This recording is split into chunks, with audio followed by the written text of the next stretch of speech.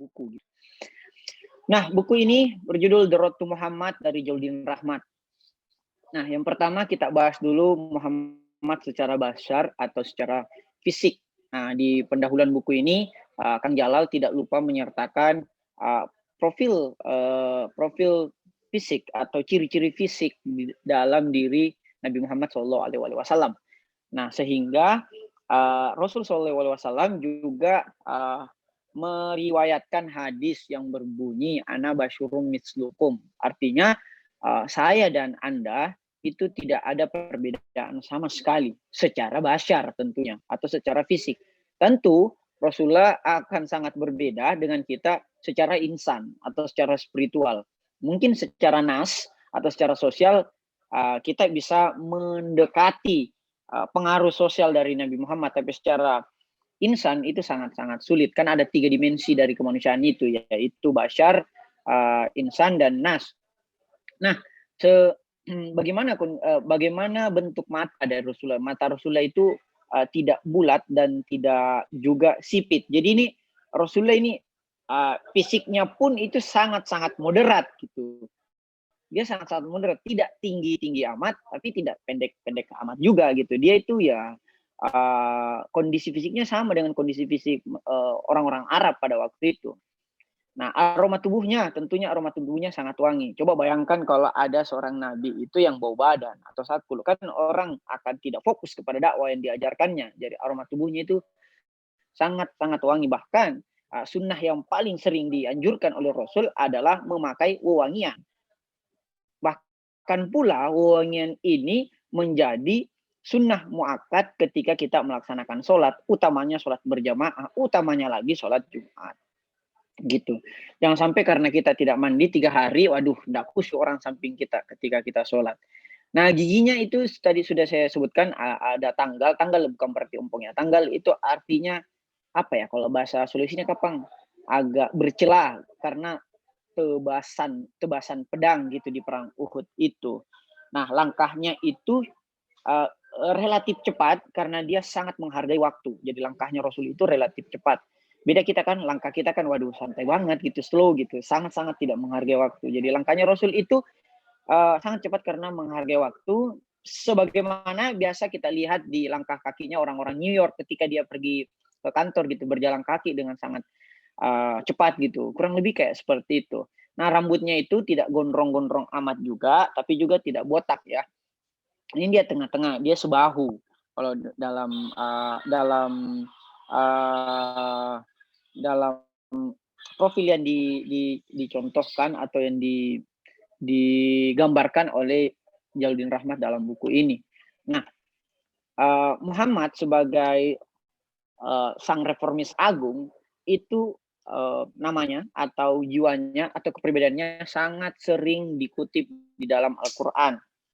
Bahkan ada sendiri surah yang memang khusus berbicara tentang Nabi Muhammad SAW. Nah, salah satu yang paling familiar bagi kita yang awam dalam beragama ini, kemudian Rasulullah SAW Al-Quran itu, yaitu ada pada ayat, sungguh dalam diri Nabi Muhammad itu terdapat suri toladan yang agung. Ia sangat lemah lembut kepada sesama manusia. Itu ciri yang sangat menonjol dalam pribadi Muhammad yang disinggung oleh Al-Quran. Bahkan sangat lemah lembutnya Nabi Muhammad ini, Nabi Muhammad biasa dalam tanda kutip loh ya, ditegur oleh Allah Subhanahu Wa Taala karena sangat lemah lembut gitu. Bahwa sekali-kali kita harus menegasi juga gitu loh, menegaskan diri juga, agak tegas juga gitu. Jadi Rasul ini diajarkan untuk bersikap moderat gitu. Tidak setegas Nabi Musa, tapi tidak selemah lembut Nabi Isa alaihissalam. Jadi dia ini di tengah-tengah. Lagi-lagi dia di tengah-tengah. Bahkan dia menggabungkan maskulinitas dan feminitas dalam suatu kejiwaan yang sama dalam hal ini dalam dirinya tentunya.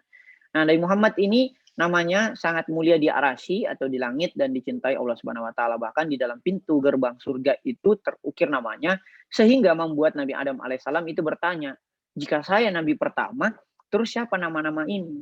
Nah, disitulah turun ayat mengenai Allah Subhanahu wa taala yang mengajarkan nama-nama kepada Nabi Adam alaihissalam. Karena secara nur atau secara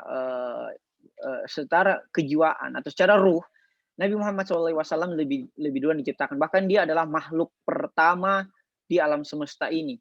Nah, kalau kita pakai teori gradasi dari Al-Arabi, Nabi Muhammad ini adalah non materi yang tidak murni dan sempurna gitu. Dia tidak murni karena dia ciptaan. Jadi dia ini ciptaan pertama yang padanya menciptakan segalanya. Nah, sifat jasmani Rasulullah SAW tadi sudah kita gambarkan. Sifat rohani Rasulullah SAW itu sangat lemah lembut di satu sisi, tapi tegas pula di sisi yang lain.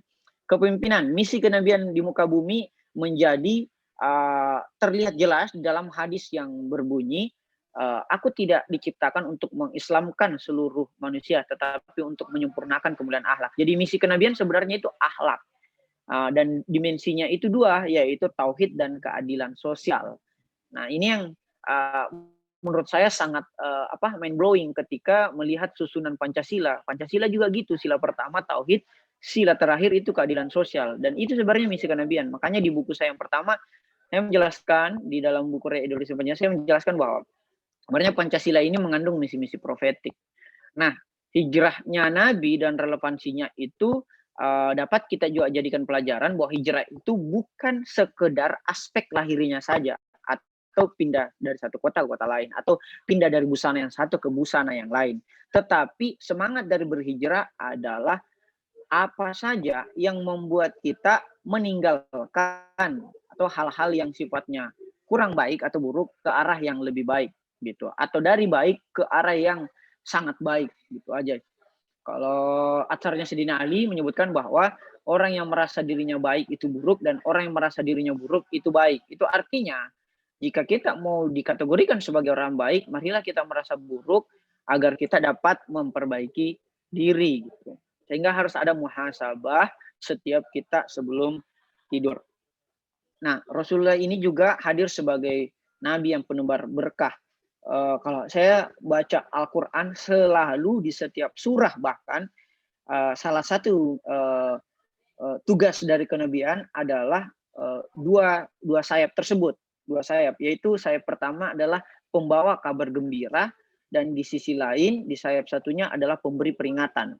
Jadi pembawa kabar gembira agar kita selalu bersyukur, dan pemberi peringatan agar kita selalu bersabar. Pembawa kabar gembira agar kita selalu berharap, dan pemberi peringatan agar kita selalu takut gitu. Jadi takut yang didefinisinya adalah takut kepada Allah Subhanahu wa taala.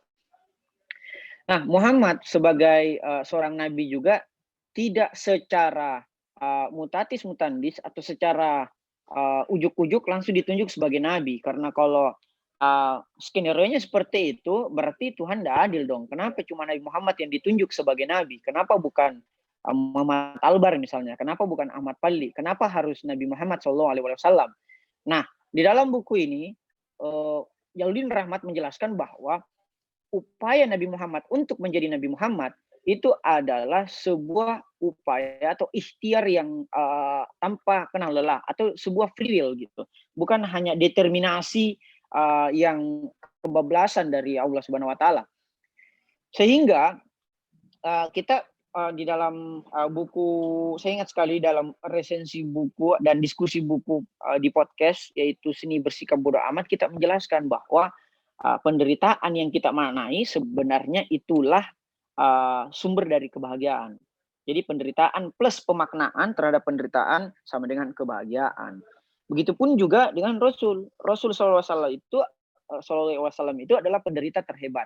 Dia menderita sejak kecil, yaitu yatim piatu sejak kecil, bahkan yatim sejak dalam kandungan. Dia dihina ketika dia pertama kali begitu mendapatkan misi kenabian gitu. Dia dihina, dilempari kotoran, dihujat, diasingkan dan sebagainya. Diasingkan selama 2 tahun di lembah Taif. Diembargo, bahkan tidak boleh ada satu komunitas masyarakat pun yang boleh berhubungan secara ekonomi, komunikasi, politik dan sebagainya kepada 72 pengikut Rasul di lembah Taif itu, sehingga Sayyidah Khadijah meninggal di situ. Abu Thalib juga meninggal di situ, temannya atau ayah dari Ali bin Abi Thalib itu meninggal di situ semua itu di Lembah Taib. Jadi Lembah Taib itu diperingati pula sebagai tahun-tahun kesedihan. Nah, Rasulullah SAW juga bully sebagai seorang yang abtar. Abtar itu artinya terputus karena tidak memiliki anak laki-laki. Dia hanya memiliki anak perempuan yang seperti yang kita diskusikan di literasi feminis, anak perempuan di masa masyarakat jahiliyah itu dianggap sebagai aib sehingga harus dikubur sejak bayi gitu. Nah, Rasulullah SAW kemudian mendapati perintah dalam Al-Quran dalam hal ini Quran surat Al-Kautsar tentang pentingnya untuk mensyukuri berkah dari Allah Subhanahu wa taala. Inna a'tainakal kautsar, sesungguhnya karunia dari Tuhanmu itu teramat besar. Fasali rabbika wanhar, maka sholatlah dan berkurbanlah, atau sholat dan bersedekahlah. Inna saniaka wal abtar, sesungguhnya merekalah yang terputus. Jadi abtar itu terputus, bahwa bukan Rasul sebenarnya yang terputus, tapi mereka, karena mereka ini dalam hal ini kaum Quraisy ini memiliki memang anak keturunan, tetapi dari keturunan itu lahirlah keturunan-keturunan yang terlaknat. Misalnya Abu Sufyan membesarkan Muawiyah, Muawiyah membesarkan Yazid, dan seterusnya. Nah, penderitaan para pengikut keluarga Rasul juga itu kita dapati sampai sekarang. Banyak pengusiran teman-teman kita yang bermazhab Ahlul Bait. Bahkan sampai sejak ini pun Muhammad SAW itu masih sering dinistakan. Misalnya di majalah Charles Hebdo, misalnya oleh orang Timur sendiri, dalam hal ini Salman Rushdie, itu banyak para penista-penista yang masih hidup sampai sekarang juga gitu. Nah, Muhammad juga merupakan kekasih tersuci. Jadi dalam diri Nabi Muhammad SAW disitulah perwujudan dari cinta atau kasih sayang Allah Subhanahu wa taala, sehingga kita harus pasrah karena cinta. Mengapa kita harus mencintai Rasulullah dan bagaimana kita menghidupkan kecintaan kepada Rasulullah? Karena Rasulullah adalah sebab bagi terciptanya alam semesta. Bahkan mencintai Nabi dan keluarganya itu adalah jalan untuk mempersatukan umat. Nah, buah dari kecintaan kepada Nabi dan keluarganya itu kita mendapatkan keselamatan baik di dunia maupun di akhirat. Bahkan termasuk pula kecintaan para sahabat kepada Rasulullah SAW yang rela meninggal atau rela syahid untuk menyelamatkan Rasulullah SAW. Nah, adapun kewajiban kita kepada Rasulullah SAW salah satunya adalah sholawat, karena Allah dan malaikatnya pun juga bersalawat, dan tentunya mengajarkan atau meneruskan misi kenabian, yaitu menyempurnakan kemuliaan akhlak. Nah, terakhir Muhammad juga sebagai guru termulia. Nah, adapun wisudawan madrasah dari Rasulullah SAW tentunya Ahlul Bait, dalam hal ini mulai dari Sayyidah Fatimah, Sayyidina Ali, dan 11 imam lainnya, misalnya Sayyidina Hasan, Sayyidina Hussein, Imam Ali Zainal Abidin, Imam Muhammad Bakir As-Sadr, Imam Ja'far Shadiq, Imam Ali Ridha, Imam Musa Qasim, Imam Al-Jawad, Imam Ali Hadi, Imam Hasan Al-Askari, hingga kepada keturunan terakhir atau pemimpin akhir zaman, yaitu Imam Mahdi alaihissalam. Itulah wisudawan dari madrasah Rasulullah SAW, termasuk pula Abu Dzar Al-Ghifari dan Salman Al-Farisi. Nah, ini ada cerita menarik tentang Salman Al-Farisi. Kan orang suku Quraisy itu sangat mengandalkan nasabnya atau keturunannya, atau sangat feodal gitu, sangat mengandalkan kepuangannya atau kepuyaannya dan sebagainya gitu. Nah, pernah dalam satu lingkaran para kaum Quraisy itu saling melempar-lempar kebanggaan. Saya ini anak ini, saya anaknya ini, saya anaknya ini, sehingga tiba gilirannya Salman Al-Farisi. Berdirilah kau Salman Al-Farisi, kau sesungguhnya keturunan siapa? Salman Al-Farisi berdiri karena dia orang Persia. Farisi itu artinya Persia atau orang Iran. Dia tidak bisa sebut apa-apa, dia hanya terdiam karena dia tidak memiliki nasab sebagaimana yang diandalkan oleh suku Quraisy. Sehingga Rasulullah SAW kemudian melanjutkan bahwa sesungguhnya Salman Al-Farisi ini keturunannya atau nasabnya adalah Salman Al-Muhammadi. Jadi ini contoh yang diberikan Rasulullah SAW kepada kita tentang nasab. Nah, terakhir bahwa meniru Allah itu atau berakhlak dengan akhlak Allah itu hanya bisa kita tempuh dengan meniru Rasulullah Shallallahu Alaihi Wasallam. Karena Rasul Shallallahu Alaihi Wasallam itu adalah sebab bagi terciptanya alam semesta ini.